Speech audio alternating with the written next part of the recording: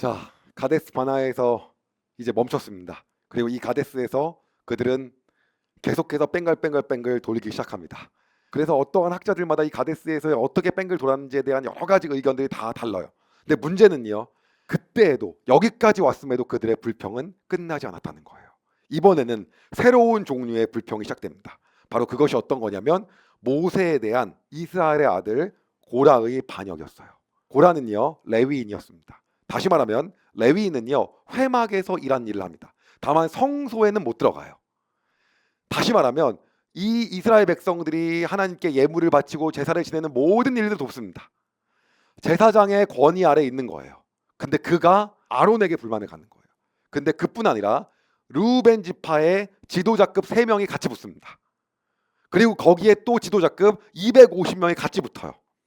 그리고 나서 모세에게 이야기합니다. 우리도 레위인이고 우리도 거룩한데 왜 당신이 당신을 스스로 높여서 백성 위에 있으려고 하는 거냐라고 이야기를 하는 거예요. 그래서 모세가 뭐라고 하냐면 이렇게 얘기합니다. 내일 아침 하나님 앞에 우리가 나올 텐데 나올 때 향로를 가지고 만나자 그래요. 근데 그 향로가 의미하는 게 뭐냐면 향로는요, 당시에 제사장의 고유 권한이거든요. 향을 피우는 것 자체가. 그렇기 때문에 이거 자체가 하나님께서 진짜 제사장의 직분을 누구에게 부여했는지를 갖다가 한번 보자는 거예요. 그래서 향로를 갖고 만납니다. 만나고 나서 모세가 고라에게 이야기합니다. 민수기 16장 9절에서 11절이에요. 이스라엘의 하나님께서는 당신들을 다른 이스라엘 백성과 구별하셔서 당신들을 하나님께 가까이 갈 수 있게 하셨소. 당신들은 여호와의 거룩한 장막인 성막에서 일하며 모든 이스라엘 백성 앞에 서서 그들을 대신하여 여호와를 섬기고 있어. 그것이 부족하단 말이오. 하나님께서는 당신과 다른 레위 사람들을 가까이 부르셨소. 그런데 당신들이 이제는 제사장까지 되려 하고 있어. 당신과 당신을 따르는 사람들의 무리를 지어 여호와께 반역했소. 아론이 누구인데 감히 그에게 반역한단 말이오. 그 다음날 향로를 가지고 서로 대치를 합니다. 그리고 하나님께서 이스라엘 백성들에게 경고해요. 그 고라의 일당에서 떨어져라. 붙으면 절대 안 돼. 거기 아예 만지지도 안 된다. 그리고 다 물러나라 그래요. 그리고 모세가 이야기합니다.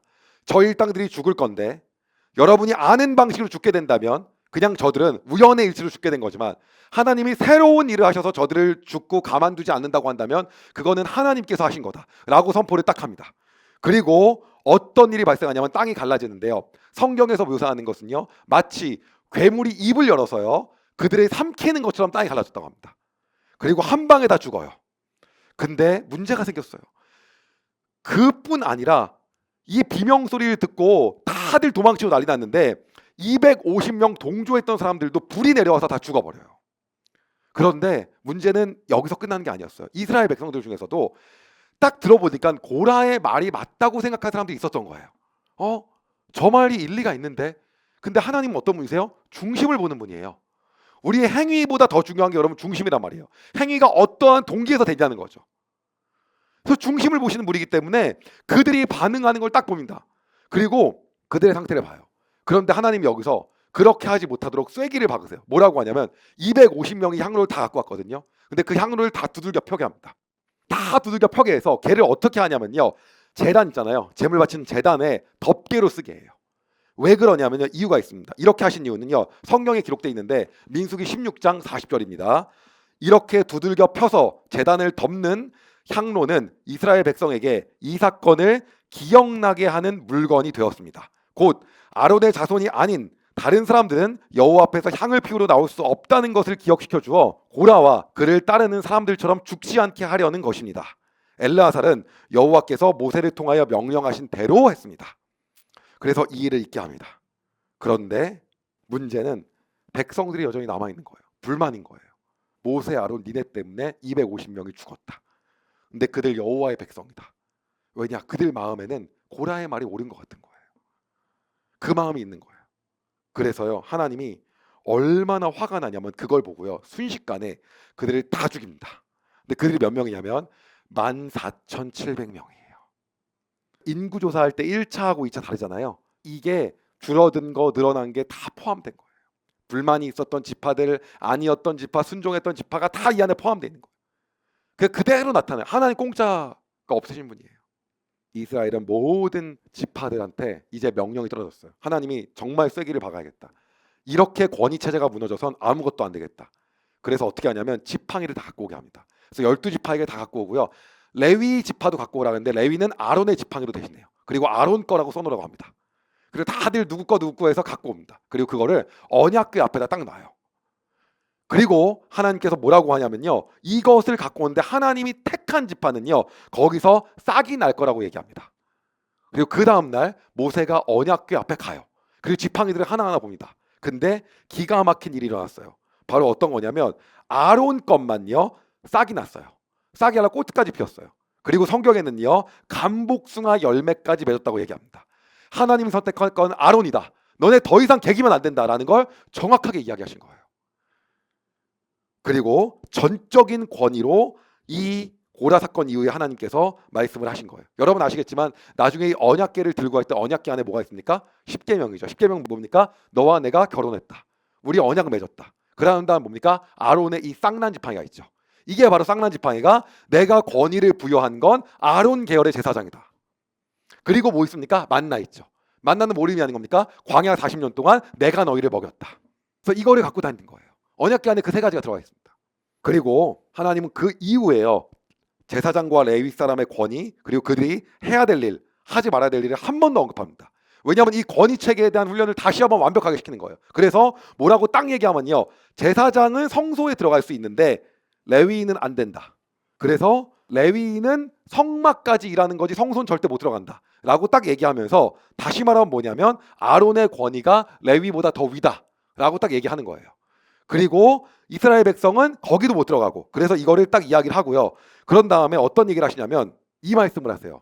백성들이 하나님께 제물을 바쳐요. 번제도 바치고 소제도 바치고 뭐 화목제도 바치고 하는데 거기에 부위가 누구 거고 이건 11조 한 거는 누구 거고 이때 제사 드린 건 첫 열매를 드린 건 누구 거고 이걸 하나님이 딱 분할을 다 시킵니다.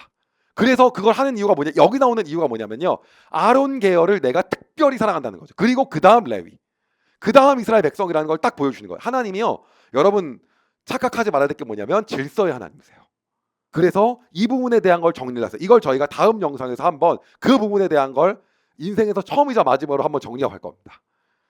그리고 이 부분에 대해서 하나님이 정확하게 이야기를 하시고 매듭을 짓습니다. 여기서 말씀하시는 건 딱 간단해요. 어떤 거냐면 우리가 이 시대에서 하나님 말씀하시고자 하는 게 있다는 거예요. 하나님은 권위에 대해서 다시 말하면 이 권위를 부여한 거에 대해서 절대로 함부로 얘기하신 분이 아니에요. 근데 이 시대는 어떤 시대예요, 여러분? 학교 선생님에 대한 권위가 아예 없어요. 그렇지 않습니까? 부모의 권위는요? 없어요. 성직자의 권위 없어진 지 옛날이에요. 다. 근데 그게 과연 하나님이 원하시는 겁니까? 아니라고 하는 거예요. 우리는 살면서 영적인 권위자에 대해서 이해하지 못할 때가 있어요. 왜? 어찌 보면요. 정확하게 어떤 말이 있었는지 자세한 내용은 성경에 안 써 있지만 고라의 말이 맞을 수도 있어요. 왜냐하면 모세와 아론의 행동이 비합리적일 수도 있죠. 우리 시대의 모든 권위가 다 없어지고 있다. 그런데 그건 하나님이 만드신 창조 질서와 하나님 만드신 하나님의 거룩한 백성으로 살아가는 영적인 원리에는 부합하지 않는다는 거예요. 우리가 보기에 비이성적인 부분이 있을 수 있죠. 물론 잘못한 부분들도 많이 있죠. 그러나 저는 이렇게 생각해요. 많은 분들한테 선교 헌금을 했어요.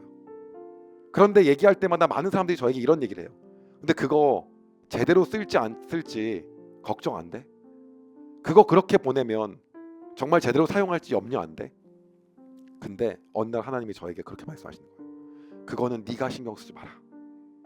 잘못하면 하나님이 그들을 또 벌받게 하세요. 아론의 죄는 하나님이 심판하시는 거예요. 라고 저한테 얘기하시더라고요. 그래서 제가 그 순간부터 그거에 대해서 내려놨어요. 그리고 이거는 내가 하나님께 한 거다. 물론 그리고 나서 잘못 쓰고 뭐 하게 되면 아깝죠. 그 다음 일은 하나님이 알아서 하실 거다. 오늘 우리에게 하나님께서 말씀하시는 거예요. 다시 한번 우리가 우리의 영적 권위자에 대해서 우리가 다시 한번 생각해 봐야 될 때라는 거죠. 그리고 우리가 그렇게 순종하고 나갔을 때 미련해 보이죠? 바보 같아 보이죠? 여러분 하나님을 믿는 것 자체가 안 믿는 사람이 보면 다 미련해 보여요. 어차피 그거가 이미 미련으로 여러분 들어오신 거예요. 얼마나 거기서 더 똑똑해지려고 하세요? 그건 하나님이 알아서 하나님이 하실 일이라고 하나님 얘기하시는 거죠. 우리가 그 부분을 다시 한번 돌이켜 봐야 된다는 겁니다. 제가 기도하겠습니다. 하나님, 우리의 모든 삶과 우리의 시대는 우리의 이성과 합리를 강조하며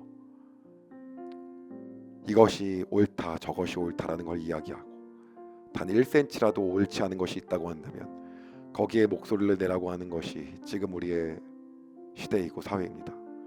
하나님, 그러나 우리가 그것이 아니라 먼저 하나님을 바라보길 소망합니다. 그리하여서 하나님, 우리가 하나님께 물질을 드릴 때, 우리가 영적인 권위자에게 순종을 할 때, 하나님, 그것이 과연 그들이 잘하고 있나라는 바라보는 관점이 향유 옥합을 깨트렸을 때 이 돈이면 가난한 사람을 살릴 수 있을 텐데 라고 말했을 때 예수님께서 너는 정말 옥합이 아까운 것이다, 너는 네가 보는 건 지금 돈밖에 안 보인다라고 말씀하셨던 것이 우리의 모습은 아닌지를 다시 한번 돌아보게 됩니다. 우리가 이성적인 목소리로 목소리를 내고 합리적인 목소리로 목소리를 내며 이것이 하나님을 사랑한다고 외쳤지만 실은 우리 안에 그것들이 아깝고 우리 안에 억울함이 있어서는 아니었는지 다시 한번 돌아보며 질서의 하나님, 위계를 만드신 하나님 앞에 우리가 하나님의 영적 권위에 대해서 순종할 것을 다짐하며 기도합니다. 하나님, 우리에게 순수한 마음을 허락하여 주시옵소서. 하나님을 사랑하는 마음을 허락하여 주시옵소서. 그리하여 다시 한번 이 나라가 하나님의 거룩한 백성 제사장 나라 되게 하여 주시옵소서. 오늘도 그렇게 살기 소망하는 사랑하는 하나님의 백성들, 그리고 이 영상을 보는 모든 구독자들 가운데 하나님의 은혜가 있기를 소망하며 살아계신 예수 그리스도의 이름으로 기도드립니다. 아멘.